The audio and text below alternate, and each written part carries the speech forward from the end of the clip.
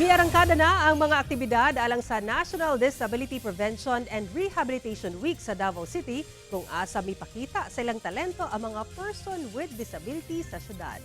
Atong sayro ng detalye sa live report ni John D. Esteban. John D. Sara, nagpakitang gilas ang mga persons with disabilities sa Davao City ato sa pagsugod sa usa ka semanang kasaulugan sa National Disability Rights Week. Samtang ilaha pong gipanawagan ang pagpalig-on pa sa katungod sa mga PWD.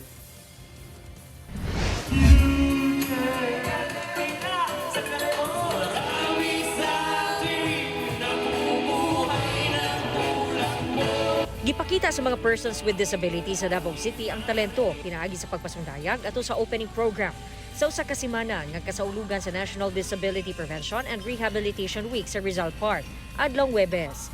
Ang selebrasyon nahisubay sa Presidential Proclamation No. 1870. Daghang aktibidad alang sa mga PWD sa syudad ang ipahigayon sama sa padula o para games, mga seminar, health ug legal consultation agi pagpromotar ug paghatag og bili sa katungod ug pribilehiyo sa PWD sector. Itong mga kaigsuonan sa Davaoenyo, ako lang ginahangyo nga suportahan nato ang aktibidades ato ang Persons with Disability Week karon, NDR or National Disability Rights Week. Let us exercise social responsibility towards our persons with disabilities through cultivating the values of respect, acceptance, and dignity. Si Arman Amancio usa ka PWD, iyahang nahiaguman ang kabilinggan sa panlawas sa edad nga 20 tungod sa sakit nga polio. Siya ang vice-presidente sa Association of Differently Abled Persons o ADAP Incorporated.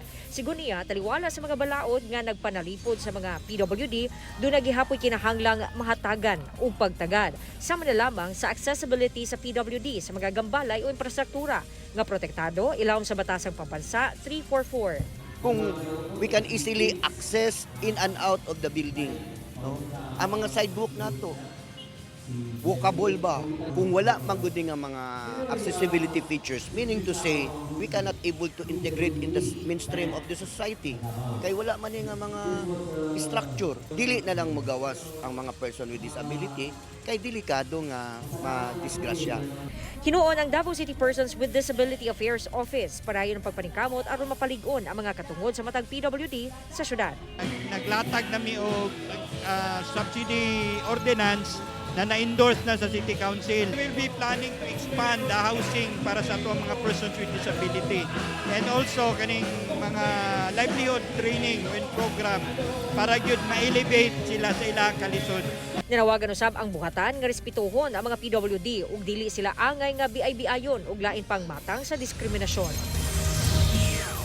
Sara, nag-auhag sabno ang lokal nga panggamhanan sa katauhan nga suportahan ang mga programa alang sa kaayuhan sa mga PWD ingon man ang pag-ila sa ilahang mga katungod.